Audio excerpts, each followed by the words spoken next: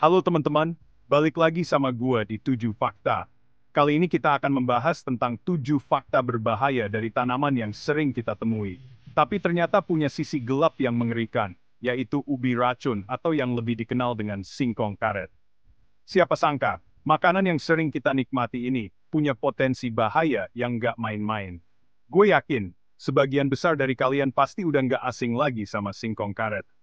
Rasanya yang enak dan teksturnya yang kenyal, bikin singkong karet jadi favorit di berbagai olahan makanan. Tapi, di balik kelezatannya, ternyata tersimpan bahaya yang nggak boleh kita sepelekan. Penasaran kan, apa aja sih fakta-fakta berbahaya di balik singkong karet? Yuk, simak videonya sampai habis. Jangan di-skip-skip, biar nggak gagal paham. Fakta mengejutkan pertama, ternyata di dalam singkong karet itu terdapat senyawa sianida loh. Kaget nggak? Gue juga waktu pertama kali tahu kaget banget. Senyawa sianida ini sangat beracun dan bisa berakibat fatal buat tubuh kita. Iya, fatal. Kayak di film-film action gitu deh. Kena racun langsung meninggal. Tapi tenang dulu, teman-teman. Senyawa sianida ini nggak langsung mematikan kok, selama kita mengolah singkong karet dengan benar. Nah, makanya penting banget buat kita untuk tahu gimana cara mengolah singkong karet yang aman dan benar. So, simak terus videonya ya. Nah, teman-teman, kalau kita sampai salah mengolah singkong karet, bisa-bisa kita mengalami keracunan. Gejala keracunan singkong karet ini beragam, mulai dari yang ringan sampai yang berat. Gejala yang ringan biasanya ditandai dengan pusing, mual, dan muntah-muntah. Tapi kalau sampai keracunan parah, bisa-bisa kita mengalami sesak napas, kejang-kejang, bahkan yang paling mengerikan bisa menyebabkan kematian. Seram banget kan? Jadi, jangan main-main sama singkong karet, ya. Buat kalian yang suka banget makan singkong karet, wajib banget nih tahu cara mengolahnya yang benar. Pertama, sebelum dimasak, singkong karet harus dikupas dan dicuci bersih dulu sampai nggak ada getahnya. Setelah itu, singkong karet direndam dalam air bersih selama minimal 24 jam. Nah, setelah direndam, baru deh singkong karet bisa kita olah. Ingat ya, teman-teman, singkong karet harus dimasak sampai benar-benar matang. Jangan sampai masih ada bagian yang keras atau mentah. Karena piat. Mungkin di antara kalian ada yang pernah dengar mitos, kalau makan singkong karet mentah, bisa bikin kebal racun. Gua kasih tahu ya, itu cuma mitos. Nggak ada bukti ilmiah yang mendukung mitos ini. Justru, makan singkong karet mentah itu bahaya banget guys. Kandungan sianida di dalam singkong karet mentah masih sangat tinggi, dan bisa langsung menyerang sistem saraf kita. Akibatnya bisa fatal, bahkan bisa menyebabkan kematian.